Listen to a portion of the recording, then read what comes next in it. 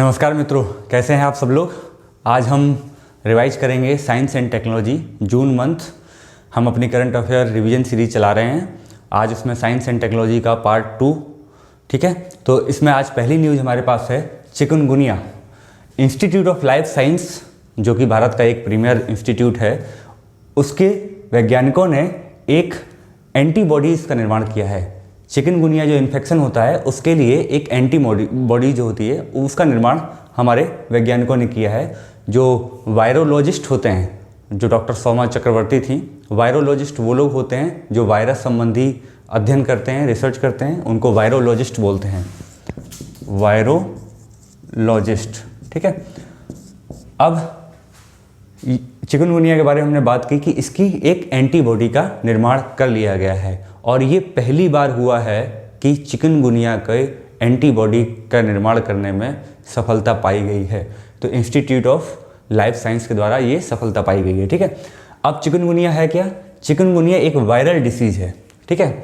Disease आपको पता होगा किन किन तरीके से फैलती है, वायरल है, बैक्टीरिया है, प्रोटोजोआ है, जो भी है। तो चिकनगुनिया जो है एक वायरल डिसीज़ है, ठीक है, जिसके वायरस का नाम क्या है? Genus alpha virus. मैं यहाँ लिख दे रहा हूँ, अगर बोर्ड पर नहीं दिख रहा है, जीनस अल्फा वायरस। ये एक वायरस होता है जिसकी वजह से चिकनगुनिया फैलता है। आप जानते भी होंगे कि चिकनगुनिया का कितना ज़्यादा प्रकोप रहता है, खासकर बच्चों पे। होता क्या है कि दो मच्छर होते हैं, दो टाइप के मॉस्किटोज़ हैं जो ज़्यादातर रिस्पॉन्सिबल हैं चिकनगुनिया को फैलाने में। एक है एडीज इजिप्टी और दूसरा है एडीज एल्बोपिक्टस। मैं दूसरे वाले का नाम यहाँ लिख दे रहा हूँ, एडीज एल्बोपिक्टस, ठीक है। दो तरीके का आपने नाम सुना भी हुआ, एडीज इजिप्टी का। जितना भी आप देखते हैं डेंगू का बुखार होता है वो भी इसी की वजह से होता है। ये सब क्वेश्चन यूपीएससी या यूपीपीसीएस जैसे एग्जाम में पूछे जाते हैं कि डेंगू का जो वायरल है वो कौन सा मॉस्किटो फैलाता है। तो चिकनगुनिया का जो कैरियर है, जो दो मॉस्किटो हैं, इनके नाम है Aedes aegypti and Aedes albopictus. Mainly ये बीमारी अफ्रीका, एशिया और इंडियन सबकॉन्टिनेंट में पाई जाती है। तो हमारा कॉन्टेक्स्ट ये था, इंस्टीट्यूट ऑफ लिवर साइंस ने पहली बार एंटीबॉडीज़ डेवलप करने में सफलता पाई है। होता क्या एंटीबॉडीज़ में कि 3 तरीके की प्रोटीन थी उसमें, NSP1, NSP2, NSP3 and NSP4। ये 3 तरीके की नॉन स्ट्रक्चरल प्रोटीन थी। इनके खिलाफ एंटीबॉडीज़ का निर्माण किया गया। इतना डीप में नहीं जाएगा, लेकिन इतना जरूर पूछ सकता है कि किस इंस्टीट्यूट ने पहली बार एंटीबॉडीज़ का निर्माण किया है। तो उस इंस्टीट्यूट का नाम है ILS। तो ILS इंस्टीट्यूट के बारे में भी देख लेते हैं। ILS इंस्टीट्यूट जो है, इंस्टीट्यूट ऑफ लाइफ साइंस, एक ऑटोनोमस बॉडी है या ऑटोनोमस इंस्टीट्यूट है जो कि लाइफ साइंस जो सब्जेक्ट है उसके बारे में रिसर्च के लिए हायर एजुकेशन का इंस्टीट्यूट है। इसकी स्थापना जो है 1989 में की गई थी, ठीक है। ये कहाँ स्थित है? ये भुवनेश्वर, उड़ीसा में स्थित है, ठीक है। डिपार्टमेंट ऑफ बायोटेक्नोलॉजी के अंतर्गत ये आता है। और डिपार्टमेंट बायोटेक्नोलॉजी किसके अंतर्गत आता है? Ministry of science and tech के अंतर्गत। तो ये है आज हमारी पहली न्यूज़ जो हेल्थ से संबंधित करंट अफेयर रहा है। चिकनगुनिया हमेशा न्यूज़ में रहता है, ठीक है। दूसरी हमारे पास न्यूज़ है सुपर बग। सुपर बग के बारे में न्यूज़ ये आ रही है कि यूनिवर्सिटी ऑफ कैलिफोर्निया जो है, वहाँ के रिसर्चर ने ये पाया है कि सुपर बग जो है, ये पाया है कि प्लांट्स के थ्रू भी ह्यूमंस में सुपर बग का ट्रांसमिशन हो रहा है, ठीक है। प्लांट्स मीन्स पादप, पेड़ पौधों को खाने की वजह से भी सुपर बग का ट्रांसमिशन हो रहा है, ठीक है। होता क्या है? सुपर बग क्या होता है? सुपर बग वो चीज़ है, ये एक बैक्टीरिया का स्ट्रेन ऑफ बैक्टीरिया है जो कि क्या करता है, जितने भी एंटीबायोटिक्स होते हैं उनको रेजिस्ट करता है। अगर सिंपल भाषा में समझें तो ये होता है कि एक ऐसा बैक्टीरिया आपके शरीर में चला जाता है, उसकी वजह से जो भी इन्फेक्शन आपको होगा, अगर आप कोई भी एंटीबायोटिक खाते हैं, मान लो आपको निमोनिया हो गया या कोई दूसरा इन्फेक्शन हो गया, अगर आपने कोई भी एंटीबायोटिक का इस्तेमाल किया, वो दवाई आपके ऊपर प्रभाव ही नहीं करेगी। चाहे कितना भी आप दवाई खाते रहिए, कोई फ़ायदा नहीं होने वाला। तो अब ये पाया गया है, यूनिवर्सिटी ऑफ कैलिफोर्निया के रिसर्चर ने पाया है कि प्लांट्स के थ्रू भी ये सुपर बग जो बैक्टीरिया है ये हमारे पेट में चला जाता है। होता क्या है? और ये बैक्टीरिया इतना खतरनाक है कि नॉर्मल केस में तो बैक्टीरिया तुरंत असर दिखाते हैं, ये बैक्टीरिया क्या करेगा, आंतों में जाके बैठ जाएगा जाके, ठीक है, और एकदम चुपचाप रहेगा और वहाँ धीमे धीमे ये इन्फेक्शन को बढ़ाता जाता है। मैंने यहाँ लिखा भी है, आंतों में लंबे समय तक ये छुपा रह जाता है, ठीक है। तो ये है सुपर बग। अब सुपर बग के बारे में अगर एक चीज़ और जान लेते हैं कि सुपर बग या एंटी माइक्रोबियल रेजिस्टेंस जो होता है ये कैसे फैलता है। ठीक है, ये तो हमारी न्यूज़ थी। तो सुपर बग जो है ये क्यों और कैसे फैलता है, ह्यूमंस में कैसे आता है। आप प्लांट्स के थ्रू तो अब रिसर्च होकर पता चली है, ये इससे पहले क्या होता था, आप कोई भी चीज़ खाते हैं या ट्रांसमिशन होता है किसी भी तरीके से सुपर बग हो सकता है। इसके मेन कारण क्या होते हैं। पहला मेन कारण ये होता है कि अगर आप एंटीबायोटिक्स का एक्सेसिव सेवन कर रहे हैं, मींस कंटिन्यूस आप मन माफिक एंटीबायोटिक्स लेते जा रहे हैं, आप कुछ भी छोटी सी चीज़ हुई आपने एंटीबायोटिक्स ले ली, तो ज़्यादा यूज, एक्सेसिव यूज की वजह से सुपर बग का निर्माण हो जाएगा आपके सिस्टम में, फिर आपके ऊपर कोई भी एंटीबायोटिक काम नहीं करेगा। दूसरा, सुपर बग क्यों होता है या एंटी माइक्रोबियल रेजिस्टेंस क्यों आता है। सुपर बग तो एक बैक्टीरिया है, एंटी माइक्रोबियल रेजिस्टेंस एक बड़ा टर्म है, broad term. Anti microbial resistance क्यों बनता है, अगर आपने कोई आपको बीमारी है, इन्फेक्शन हुआ, डॉक्टर ने आपको प्रिस्क्रिप्शन दिया लेकिन आपने उस प्रिस्क्रिप्शन के तहत दवाइयों या डोज को पूरा नहीं लिया, आधा अधूरा छोड़ दिया, तो क्या होगा, वो जो बैक्टीरिया होंगे वो दोबारा से शरीर पर अटैक करना शुरू कर देंगे और वो इस स्तर तक करेंगे कि अब आप कोई भी दवाई खाएंगे तो उस पर आप वर्क नहीं करेगा।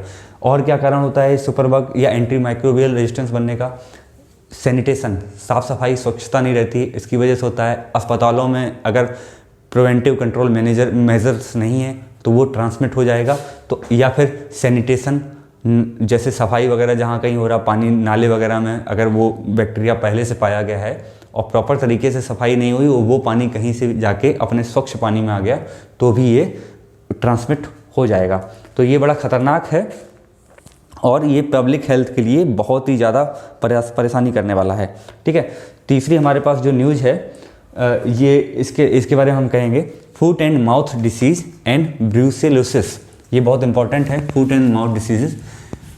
इसको आप हिंदी में गांव में सुने होंगे, खुर पकवा जिसको बोलते हैं, जिस जानवरों के जो खुर होते हैं उनमें जो बीमारी लगती है इसको बोलते हैं फुट एंड माउथ डिसीज।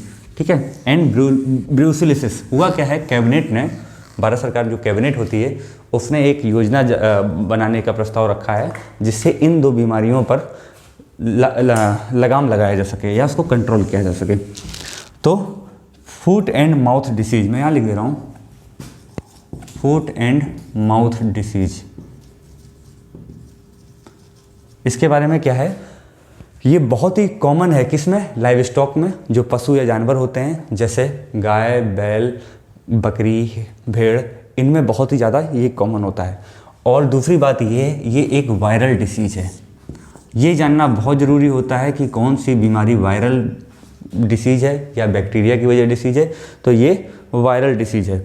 होता किसमें, खुर वाले जानवर जिनके में खुर होते हैं। ठीक है, जो खुर होते हैं, खुर को अंग्रेजी में जो बोलते हैं मैं आपको बता दूं, मैंने कहीं लिख रखा था,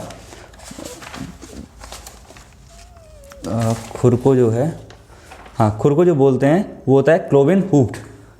ठीक है, उसको क्या मतलब होता है वो क्या लेने देना, वो आ जाएगा। ठीक है, इसके अलावा ये फैलता कैसे है, ये क्या होता है, कोई भी एक जानवर को पहले से है, अगर उसके फिजिकल कांटेक्ट में कोई दूसरा जानवर आ गया तो उसको भी हो जाएगा। और ह्यूमंस में ये काफ़ी रेयर होता है। ठीक है, मीन्स ह्यूमंस में ये बहुत ही रेयर केस में ही आगे फैलता है। ठीक है, इसके अलावा जो दूसरी बीमारी मैंने बताया वो है ब्रूसेलोसिस। ब्रूसेलोसिस जो है मैं आपको यहाँ लिख दे रहा हूँ,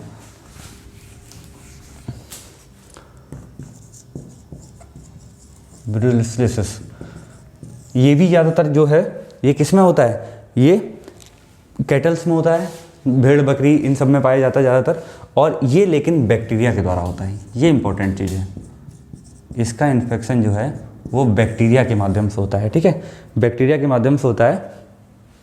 दूसरा, ये जो है पर्सन टू पर्सन नहीं होता है, मतलब एक आदमी से दूसरे में नहीं फैलेगा। होगा कैसे, जैसे किसी जानवर में है, आपने मान लो किसी गाय को है, ठीक है, गाय का आपने दूध पिया, जो भी आप दूध लेंगे तो हो सकता है दूध के माध्यम से वो आ जाए, या पनीर खाया वो पनीर के माध्यम से आ जाए। तो ये इस तरीके से ट्रांसमिट होता है। और इसके सिम्टम्स होते हैं जैसे फ्लू के सिम्टम्स होते हैं। फ्लू मतलब आपको फीवर रहेगा, या आपका वेट लॉस होना शुरू हो जाएगा। ठीक है, या फिर आपको वीकनेस होने लगेगी। तो ये इस तरीके के इसके सिम्टम्स होते हैं। ठीक है, इसके अलावा जो हमारे पास एक और न्यूज़ है वो है ग्लेंडर डिसीज, ये भी बहुत इंपॉर्टेंट है। ग्लेंडर डिसीज क्या है? मैं सारे हेल्थ से रिलेटेड जितने भी टॉपिक्स हैं उनको एक साथ कर दे रहा हूँ। जितने भी बाकी स्पेस या डिफेंस स्पेस से रिलेटेड जो भी इश्यू होंगे उनको मैंने अलग से कर दिया है। तो ये है ग्लेंडर डिसीज। ग्लेंडर डिसीज ये बहुत ही ज़्यादा कॉमन है और ये पूछा जा सकता है कि ग्लेंडर डिसीज किस में होती है। ठीक है, ये बहुत ज़्यादा पूछा जा सकता है ग्लेंडर डिसीज किस में होती है। तो ग्लेंडर डिसीज जो है ये घोड़ों में मिलेगी। आमतौर पर घोड़ों, गधों, खच्चर या उस फैमिली से रिलेटेड जो भी है उनमें ये मिलेगी। और आपसे ये पूछा जा सकता है डायरेक्ट कि ग्लेंडर डिसीज किस में पाई जाती है। ठीक है, हुआ क्या था, उत्तर प्रदेश के कुछ घोड़े थे, उनका टेस्ट हुआ था। तो एक है नेशनल रिसर्च सेंटर ऑन इक्वाइन्स। ठीक है, मतलब घोड़ों या घोड़ों की प्रजाति संबंधित रिसर्च सेंटर है जो भी कहाँ पर स्थित है, हिसार, हरियाणा में। तो कभी कभी अगर आपसे मैच ऑफ द फॉलोइंग में पूछ दिया जाए नेशनल रिसर्च सेंटर ऑन इक्वाइन्स कहाँ पर है, तो हिसार। तो उन्होंने पुष्टि की थी, कुछ घोड़े गए होंगे उत्तर प्रदेश से, कि उनमें ग्लेंडर डिसीज पाई गई है। तो ग्लेंडर डिसीज किससे संबंधित है, ये बहुत इंपॉर्टेंट है। और ये ग्लेंडर डिसीज जो है बैक्टीरियल है, मतलब मीन्स बैक्टीरिया के द्वारा फैलती है। बैक्टीरिया का नाम अगर लिखना हो तो आप लिख सकते हैं, अजीब सा नाम है, बरखोल्डेरिया मलई। ठीक है, हालांकि कोई इतना पूछेगा नहीं। बरखोल्डेरिया, BURKHOLDERIMALLEI। ठीक है, इस बैक्टीरिया के द्वारा ये डिसीज फैलती है। ठीक है, और ये ह्यूमंस को भी हो सकती है। अगर ह्यूमंस अगर डायरेक्ट कांटेक्ट में आ जाएंगे तो उनको भी हो सकती है। और एक बहुत इंपॉर्टेंट न्यूज़ है जो इसके बाद मैं आपको बताना जा रहा हूँ, वो है एंथ्रेक्स वैक्सीन। एंथ्रेक्स वैक्सीन की खोज इंडियन साइंटिस्ट ने की है। ये एक बहुत बड़ी न्यूज़ है। एंथ्रेक्स वैक्सीन मैं लिख दे रहा हूँ, डस्टर कहाँ गया। ग्रुप ऑफ इंडियन साइंटिस्ट हैं जिन्होंने एंथ्रेक्स की वैक्सीन की खोज की है। ठीक है, एंथ्रेक्स वैक्सीन। ठीक है, इस एंथ्रेक्स वैक्सीन की खोज जो की गई है, तो इसके बारे में हम थोड़ा सा जान लेते हैं कि ये बहुत ही डेडली मीन्स बहुत ही घातक बीमारी है। ठीक है, और ये जो है एक बैक्टीरिया की वजह से होती है। उस बैक्टीरिया का नाम आप लिख लीजिए, उस बैक्टीरिया का नाम है बैसिलस एंथ्रेक्स। ठीक है, लिख लीजिए, ये बहुत इंपॉर्टेंट है। ये क्या करता है, जैसे कुछ ये बैक्टीरिया जो है ये नॉर्मली क्या होता है, ये सॉइल में पाया जाता है, मतलब मिट्टी में पड़ा रहता है और नॉर्मल फॉर्म तक ये सालों साल तक इनएक्टिव रहता है। लेकिन जैसे ही इसको कोई फेवरेबल कंडीशन मिलती इस बैक्टीरिया को अगर कोई भी फेवरेबल कंडीशन मिली, ये एक्टिव हो जाएगा। और होता क्या है, जो भी घास चरने वाले जानवर हुए वो घास चरेंगे, घास चरते हुए उनके पेट में जाएंगे और उस पेट के जाने के बाद ये ह्यूमन चेन में आ जाएंगे। ह्यूमंस में डायरेक्टली नहीं आते हैं। ह्यूमन हुआ या सूअर हुआ, पिग हुआ या कुत्ता हुआ, इनमें ये डायरेक्टली नहीं आते हैं, उनमें संभावना बहुत कम होती है। ये कैसे आएंगे, ये नॉर्मली किसको होते हैं, जो भी घास चरने वाले जानवर होंगे, घोड़ा जैसे हुआ। ठीक है, तो उनमें ये आसानी से चला जाता है और ये बहुत ही डेडली बैक्टीरिया है। ठीक है, बहुत ही ज़्यादा घातक बैक्टीरिया है। और होता क्या है कि ह्यूमंस में असर तब भी करता है जब बहुत ज़्यादा बैक्टीरिया की मात्रा शरीर में पहुंच जाए। नॉर्मल अगर थोड़ा बहुत जाएगा तो हमारा इम्यून सिस्टम ऐसा होता है कि हम इसको ख़त्म कर देते हैं। लेकिन अगर बहुत ज़्यादा मात्रा अगर चली जाती है एंथ्रेक्स की, इस बैक्टीरिया की, तो ह्यूमन के लिए भी ये डेडली हो जाता है। लेकिन ये डायरेक्ट नॉर्मली नहीं जाता है। कैसे जाता है, सॉइल में पहले होता है, पड़ा रहेगा, वहाँ से जानवर चरेंगे, जानवर चरने के बाद उनके पेट में जाएगा। अगर उनका सेवन किया गया, उनका दूध पिया गया, तो उसके तहत जो ये बैक्टीरिया पहुंचेगा। और इसके बारे में एक खास बात ये, एंथ्रेक्स जो है, एंथ्रेक्स बैक्टीरिया सन 2001 में कुछ मानव को ये बैक्टीरिया दे दिया गया और उनको यूएसए में भेज दिया गया था। तो ये बायोटेररिज्म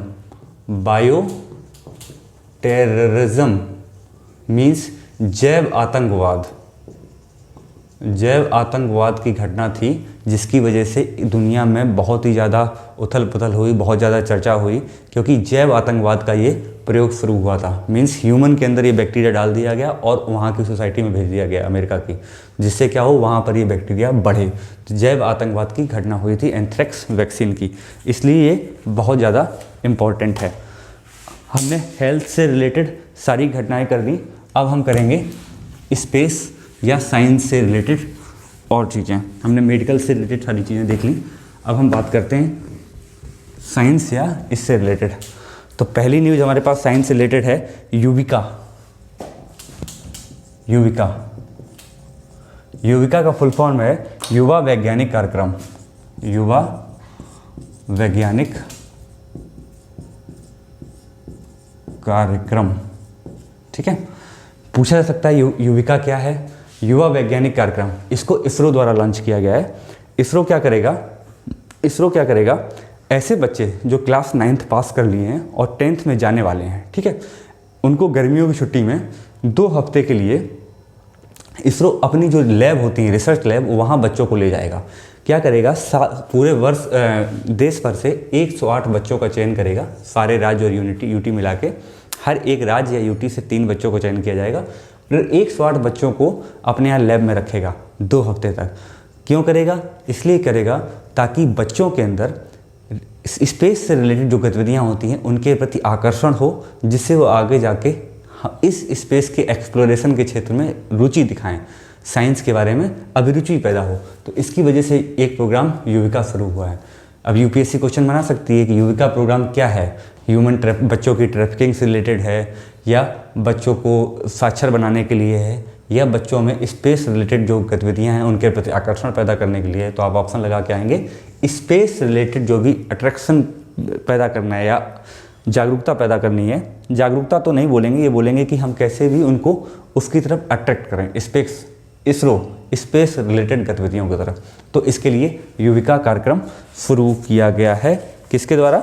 इसरो के द्वारा।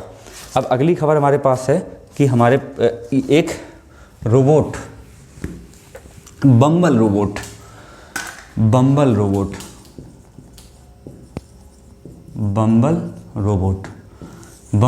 ये किसके द्वारा बनाया गया है? ये नासा के द्वारा बनाया गया है। ये एक्चुअल में क्या है? एक एस्ट्रोबी है।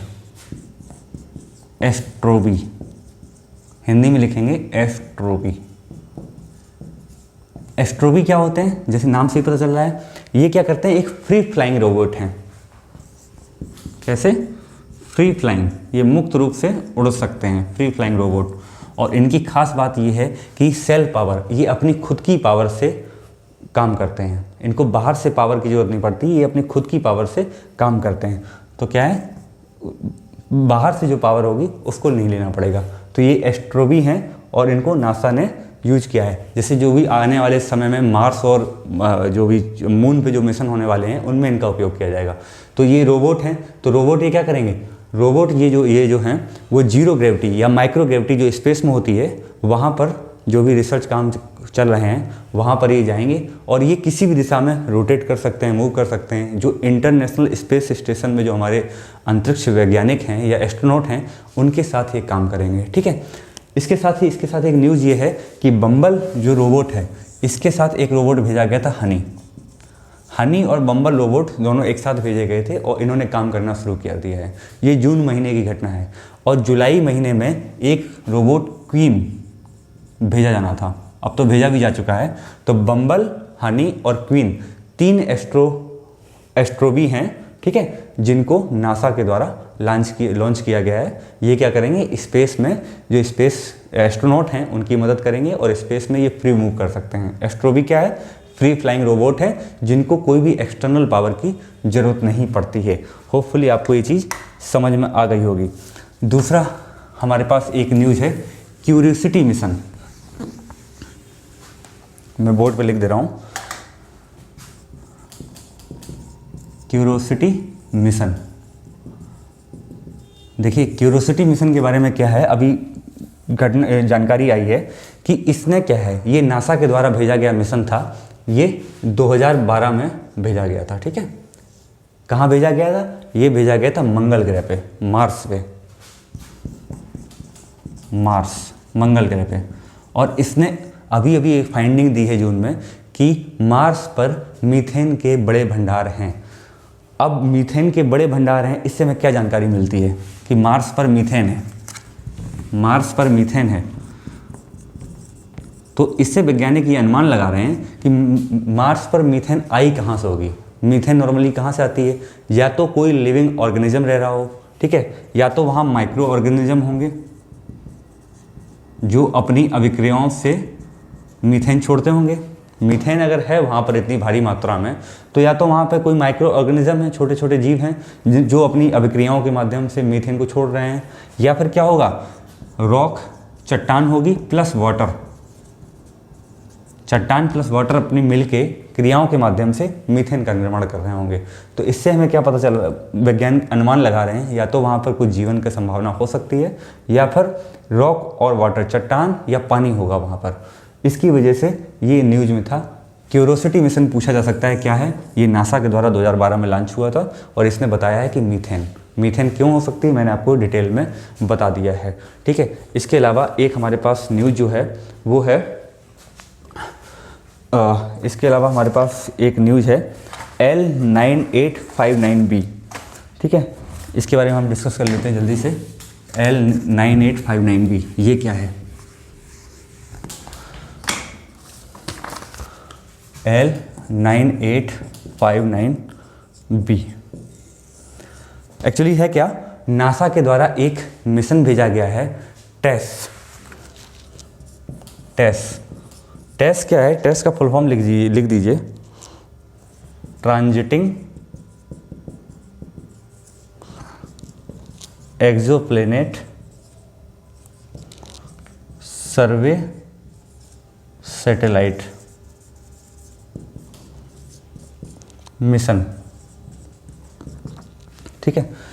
ये टेस मिशन क्या है, टेस मिशन जो है ट्रांजिटिंग एक्सोप्लैनेट सर्वे सैटेलाइट मिशन, ये क्या करता है, ये एक प्रकार की दूरबीन है, ठीक है। इससे पहले एक दूरबीन हुआ करती थी केपलर, उस केपलर दूरबीन को रिप्लेस करके 2018 में नासा ने ये दूरबीन लॉन्च की थी, ठीक है। अब ये टेस्ट जो मिशन है, ट्रांजिटिंग एक्सोप्लैनेट सर्वे सैटेलाइट मिशन, ये क्या करता है, दूरबीन के माध्यम से ये देखता है, नए नए ग्रहों की खोज करता है, ठीक है, कि और कौन कौन से, जैसे पृथ्वी की उत्पत्ति कैसे हुई और किस ग्रह पर जीवन संभव हो सकता है, तो ये दूरबीन के माध्यम से ग्रहों की खोज करता है। तो इसने रिसेंटली 3 ग्रहों की खोज की, L9859b C D, L9859b, L9859c, ये D, ठीक है। ये सबसे छोटे ग्रह जो इसने अभी तक ढूंढे हैं। इस दूरबीन जो टेस जो मिशन है, मिशन के तहत इस दूरबीन ने ये सबसे छोटे ग्रह आज तक ढूंढे हैं, तो इसीलिए ये न्यूज़ में था। अब हम समझते हैं टेस है क्या, ये इंपॉर्टेंट है यूपीएससी जैसे एग्जाम के लिए।